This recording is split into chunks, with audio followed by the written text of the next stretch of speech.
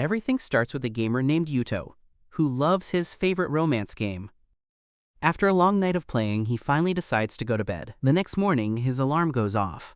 But something feels different. He gets up, looks in the mirror, and completely freaks out. His hair is two-toned. That's not his face. He screams. He knows these evil-looking eyes. He's become Kanji Aku, the villain from his favorite game. He checks his phone, and a weird app opens up. It's a status screen.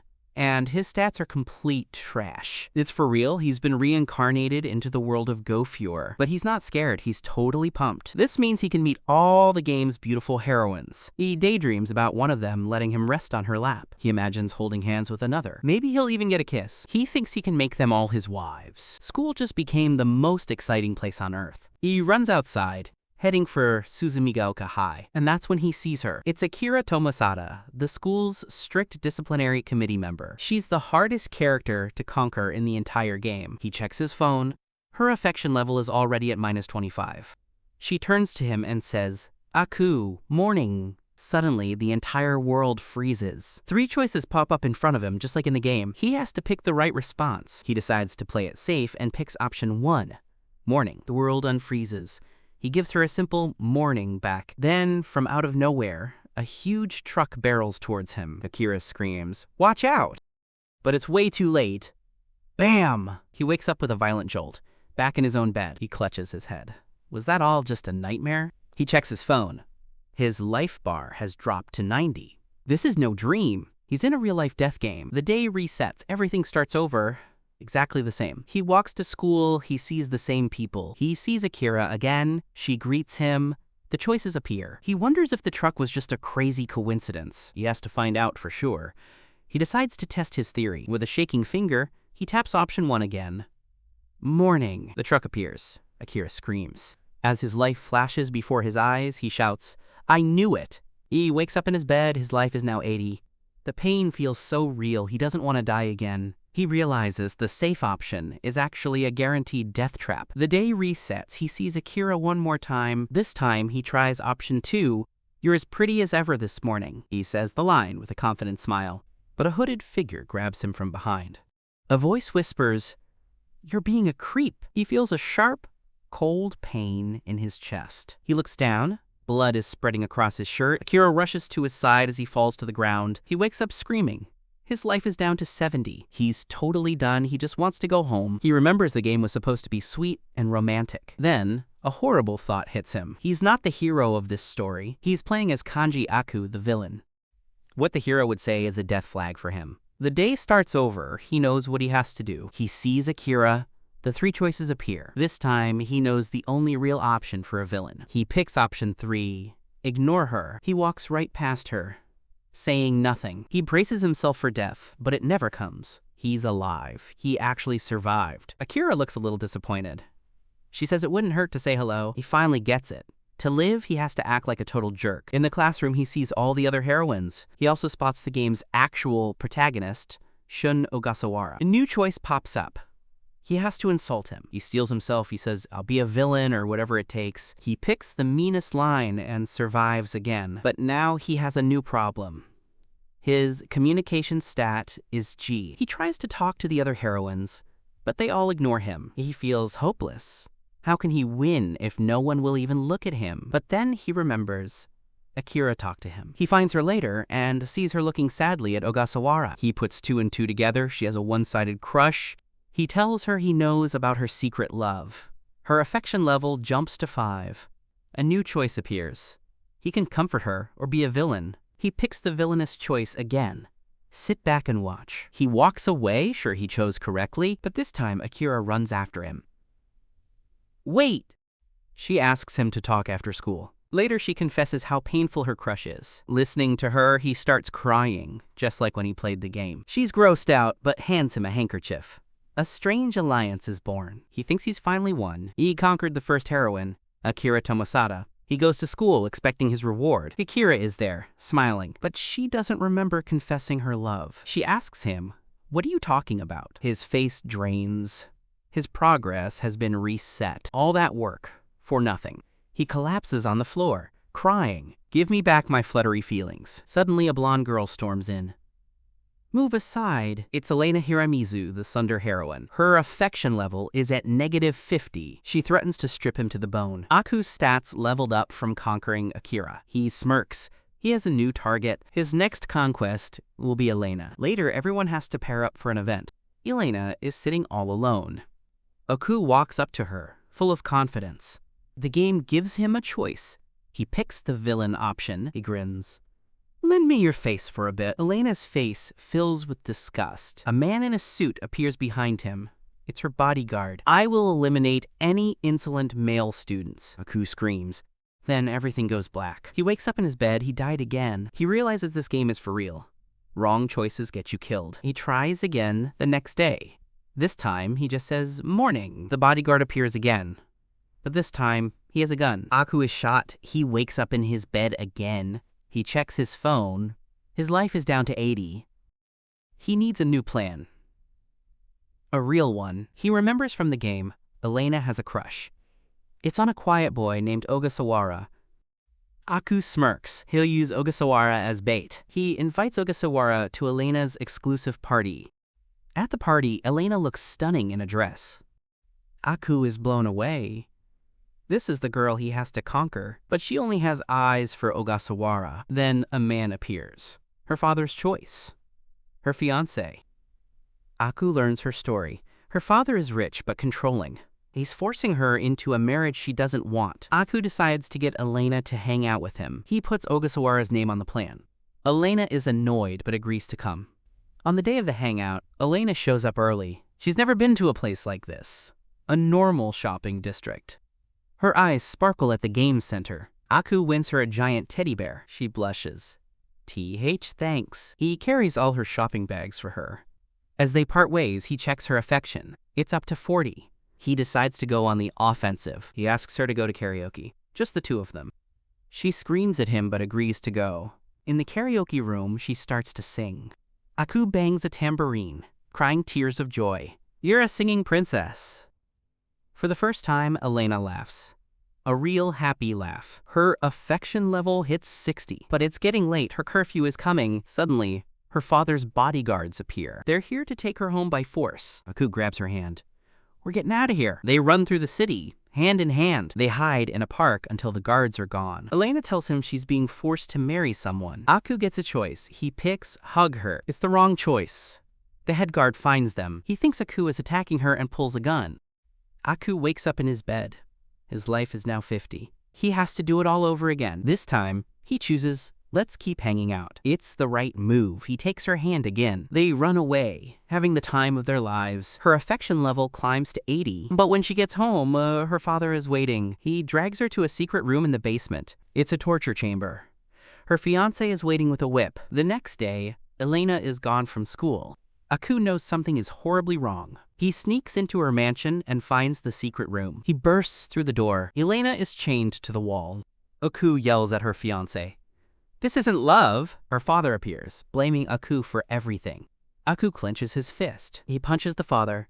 I'll discipline a dumb father myself. He rushes to Elena's side. I'll save you now. Our guy wakes up as the villain in a dating game. To survive, he has to conquer all the heroines. He just cleared the first route with the tsundere, Elena. Now, he's moving on to the next target, Mikako Hawaii. She's the sweet, perfect girl all the guys love, but her affection for him starts at -70. He tries to say hi in the classroom. She sees him, goes pale, and bolts out the door. He chases her down, asking her to just talk for a bit. She's backed into a corner, completely terrified. A group of bullies bump into her on purpose. Aku steps in, roaring at them to apologize. Mika just stares, her eyes wide with surprise. He discovers her secret. She's obsessed with martial arts. This is his chance. He gets tickets to a boxing match. He invites her. Her whole face lights up. She says yes. At the arena, Mika is cheering like a total superfan, but a huge, angry guy behind them gets furious. He hates the fighter Mika is cheering for. He raises a steel chair over his head. He swings it right at Mika. Aku dives in front of her, taking the full impact. Bam! Everything goes black. He wakes up in his bed. He died and respawned. He lost 20 life points for that wrong move. Back at the arena, he tries a different choice. He calmly asks Mika to sit so others can see. The angry guy stays calm. Crisis averted. After the match, Aku makes her a proposal. Let's both get strong together. He says strength gives you the confidence to not run away. She agrees. They start training at a boxing gym. Days later, the same bullies corner her again. This time, Mika stands her ground. She uses her new skills to dodge every single punch. But one of the bullies pulls out a knife. Suddenly, Aku appears out of nowhere. He disarms the bully and scares the group away. He tells her he'll always be there for her. Her affection is almost at max. Just one thing left. She challenges him to a real sparring match. In the ring, she attacks with everything she has. He just blocks, never throwing a punch. He looks right at her. I would never hit the girl I love. He tells her he loves her. She drops her gloves. Tears stream down her face. She confesses she loves him too. His phone screen flashes, Mikako Hawaii conquered. His phone flashes. Mikako is conquered. But the game isn't over. Now, for the last heroine, Yua Minamoto. The game profile calls her the peppy, upbeat childhood friend. But Aku's phone reveals the truth. She's a super loner. Her affection level is -100. Aku finds her at school and tries a classic tease. Hey, are you an Ogasawaran item? She lets out a shriek, her face bright red. She buries her head in her arms, totally mortified. Aku tries to console her, picking a dialogue option. It's the wrong one. She whispers, I just hate myself. Suddenly, a roar from the doorway. It's Ogasawara. The original protagonist stands there, holding a baseball bat. I'll make anyone who hurts you pay, he screams. The bat swings. Aku's world goes black. He wakes up in bed. Another death. Another failure. His life points are down. He can't afford more mistakes. This time, he makes a different choice. Call for a friend. Akira Tomasaki, a heroine he's already won, appears. She vouches for Aku, telling Yua he's a dependable guy. It helps. A little. But Yua is still a fortress. We see her home life. She's poor, her parents divorced. She works hard to care for her 2 younger siblings. At home, she plays the part of a perfect, cheery big sister. Aku sees his new strategy. Win over her family. He finds her siblings, Hana and Yuki, on the street. They're scared of him. So he pulls out a trump card. A super rare, shiny fairies trading card. The kids, eyes go wide with joy. He bribes them with a card and stacks of snacks. He spends the whole day playing with them. When Yua arrives, she freezes in panic. She's terrified he'll expose her gloomy school self to them. That night, Aku promises her he'll protect her secrets. He even lied, telling the kids their dad is just working far away. Yua is speechless with gratitude. His phone buzzes. Affection is up to -80. Progress. He starts visiting her house, playing with the kids. One night, Yua shyly invites him for dinner. It's a sweet, warm meal. A glimpse of normal life, but the affection meter is still moving too slowly. Then, one day at the park, disaster strikes. Yuki chases a ball into the road. A truck speeds towards him. Yua screams. Everyone freezes in horror, but Aku acts. He's died before. He's not afraid. He sprints and shoves the boy to safety. The kid is safe. Aku saved him. Yua runs to them, her eyes wide with shock and relief. She realizes she had him all wrong. He isn't a bad guy, he's a hero. Her affection level skyrockets to 20. This is his chance. Aku goes on the offensive. He suggests she try becoming an idol. She's terrified. A roly-poly like me can't be an idol. He pushes back. You can be a cool sis your siblings admire. He declares himself her producer. He trains her relentlessly in singing and dancing. She has a secret talent. She's actually amazing. He secretly submits her audition photos. To her shock, she passes the first screening. For the final audition, she needs a swimsuit. He takes her shopping, showering her with praise. She picks a cute bikini, blushing the whole time. It's the one for sure, he shouts. Her affection jumps to 80. She's starting to believe in herself. The day of the audition arrives. The stage is huge. If you get nervous, he tells her, think of your family. Or me. She walks on stage, takes a deep breath, and begins. She sings her heart out. She's radiant. But when the results are announced, she failed. Aku is stunned. Then he gets furious. This makes no sense. He sneaks backstage to find out what happened. He overhears 2 judges laughing. One of them, a creep in a suit, brags about it. He says he failed Yua on purpose. He plans to let her pass, but only if she sleeps with him. Aku's vision goes red. The game's choices appear. He doesn't even think. He slams option 4. Hit him. He storms into the room. He grabs the judge by the collar. You filthy dirtbag! He throws a punch, sending the man flying. Later, he finds Yua outside, crying. I'm sorry. I was no good. She sobs. He shakes his head. You were amazing. Then he points. A group of girls from the audition are running towards them. They tell Yua she was incredible. They ask to be friends. Yua looks up, tears still in her eyes, completely stunned. She made friends. Real friends. Because of him. His phone dings. Affection. 100. Conquest complete. She looks at Aku with new eyes and confesses, I love you. He stands with Yua, her confession still in the air. His phone screen glows. Conquest complete. But just as he celebrates, the screen changes. To the second stage. Start. He thought it was over. He presses the start button. The next day, he's called into the teacher's office. Aku-kun, you're not allowed to go. He just stares. Huh? She says he can't go on the school trip to Okinawa. This was supposed to be the start of stage 2. His friends find him slumped over a desk. He can't go. He hasn't paid the 12,000 yen fee. He moans that his life is over. He's totally broke. But another friend has some good news. The teacher will give him 2 weeks to get the money. A choice appears on his phone. Work or don't work. He slams his finger on work. Elena's face lights up. She knows the perfect place. Her family's resort hotel is short on staff. Aku's eyes go wide. It's a game event. He screams. All right, I'm going to Okinawa. He starts his new job at the hotel restaurant. The work is tough, but he's getting it done. He meets his new coworker, Mihiro. She's super friendly and super direct. And whoa. He can't help but stare. She just laughs. You were ogling my boobs, weren't you? He's so embarrassed. She's also incredibly strong, carrying huge stacks of plates. Later, Aku sees a little kid crying at a table. He folds a napkin into a cute little rabbit. The kid stops crying, totally amazed. Mihiro watches from a distance, impressed. She smiles to herself. This is gonna get fun. That night, Aku is exhausted in his dorm room. Just as he's about to head for a bath, a knock. It's Mihiro. She's in a skimpy robe. She just got out of the shower. She sits right next to him on the bed. He doesn't know where to look. She teases him. Are you nervous? How cute!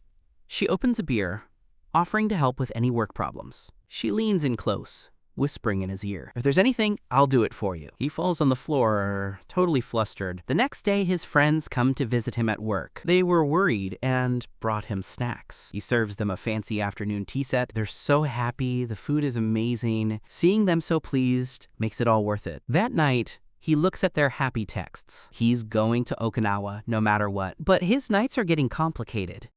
Mihiro keeps coming over to his room to drink. Her outfits are getting more and more revealing. She asks him super embarrassing questions. He tries to turn it back on her, but she just laughs it off. Then she gets serious. So you ask older ladies those questions? She leans in and whispers what she does. He goes bright red. Then she says it's late. Time for a bath. She grins.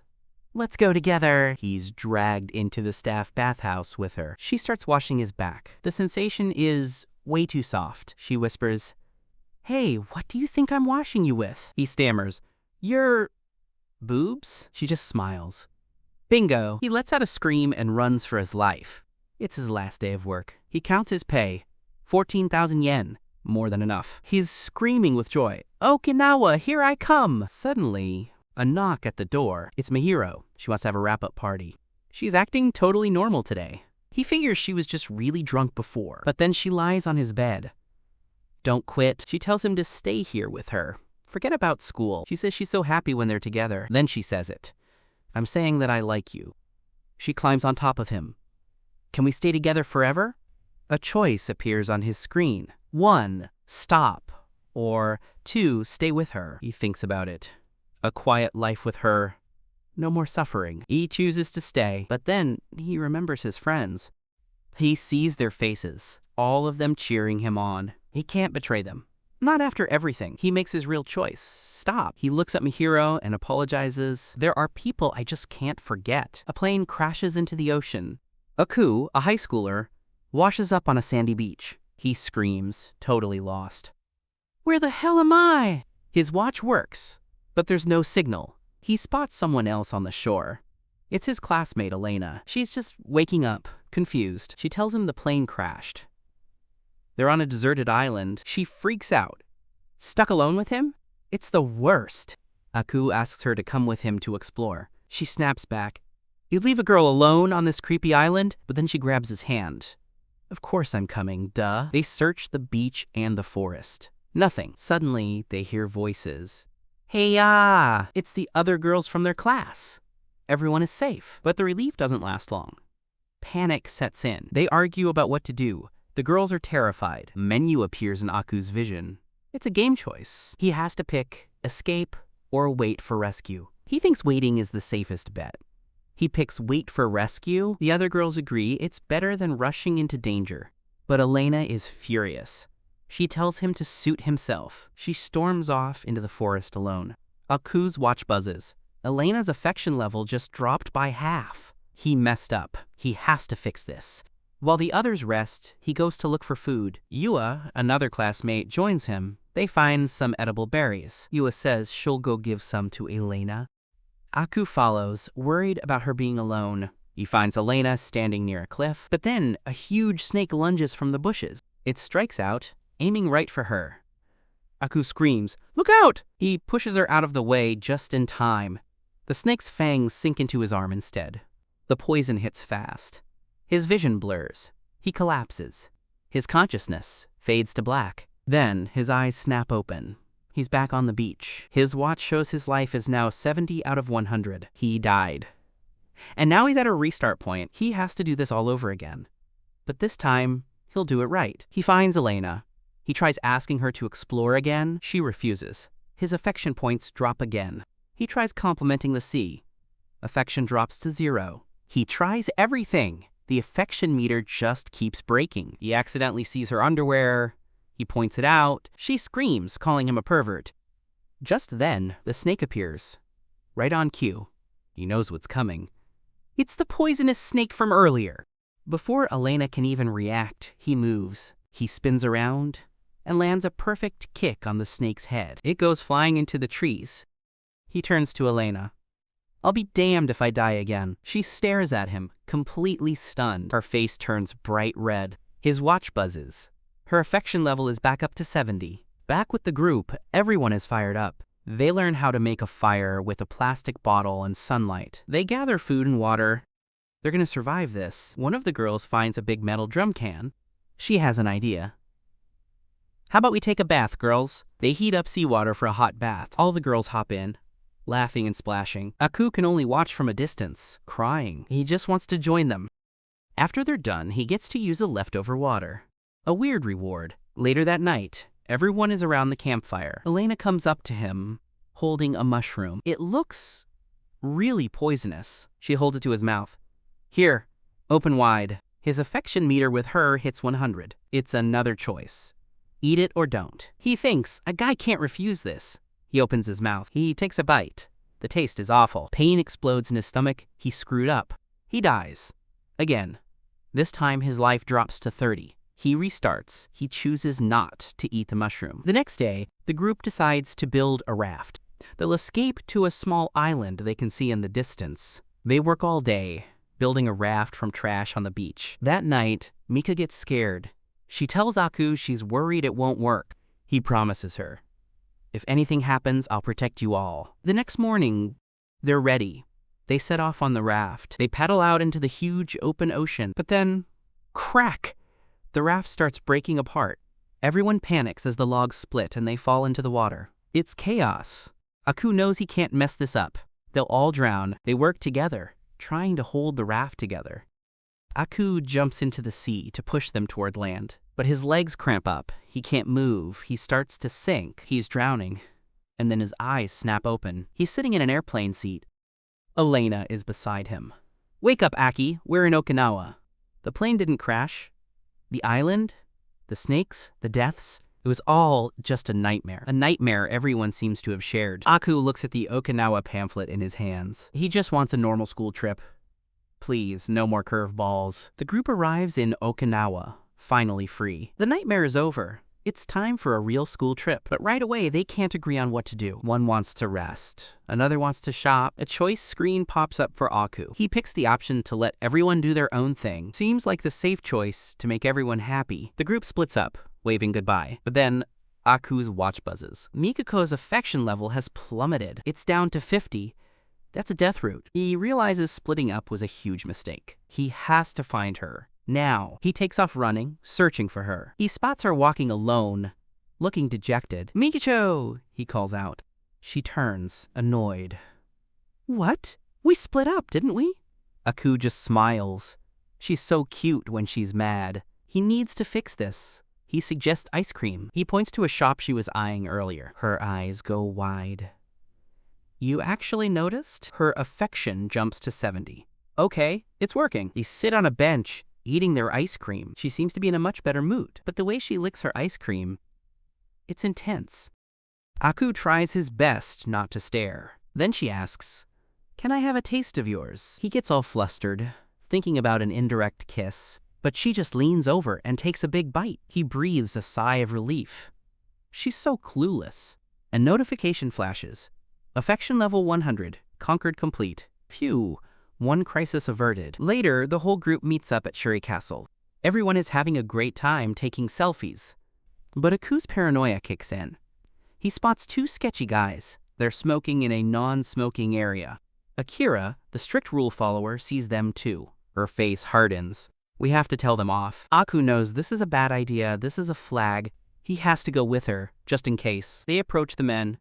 Akira starts scolding them. One of the guys smirks and pulls out a knife. Aku screams, "Watch out!" He shoves Akira out of the way just in time. A searing pain shoots through his back. He looks down. A dark stain spreads across his shirt. Everything fades to black. Then, a sharp whack. Aku's eyes snap open. He's back at the castle. He just died. Again, he checks his watch. His life is down to 70 out of 100. A warning flashes. If a knife appears again, it's game over. The same choice appears. What now? He can't go with her. He can't let her go alone. He chooses option 2. Stop her. He tries to make an excuse, but it's weak. Akira is disappointed. "You've let me down, Aku." She calls him a coward and storms off. Her affection drops to 50. Another death route. But this is better than her getting stabbed. Aku thinks fast. He finds a park ranger. He has the staff member deal with the smokers instead. He finds Akira and tells her everything is sorted. Her face softens. Her affection shoots back to 100. He managed to save her without dying. He's learning. That night at the hotel buffet, Aku sits alone. None of the girls he saved want to hang out. They all have excuses. He's been totally friend-zoned. But then, a voice calls out. It's Elena. She sits down with him, teasing him for being a loner. She offers to hang out with him at the night pool. They're in the water, splashing and laughing. But across the pool, someone is watching. It's Yua. She came to find Aku in her new swimsuit. She sees him with Elena, looking so happy. Her heart sinks. She whispers, "I better not get in the way." She turns and walks away before he can see her. Later, Aku and Elena are sitting by the pool alone. He's just staring at her, lost in thought. "What are you looking at?" she asks. He smiles. "It's fine, isn't it? I can stare in awe for a bit." Elena's face turns bright red. She stammers, "Could it be you like me?" A choice screen appears. 1. I like you. 2. I don't like you. This is it. The big one. The final route. He takes a breath. He knows he can't lie. He looks her right in the eye. "I do like you." Elena is stunned into silence. Tears well up in her eyes. But a new choice appears. Live happily with Elena, or start over. Before he can choose, he leans in and kisses her.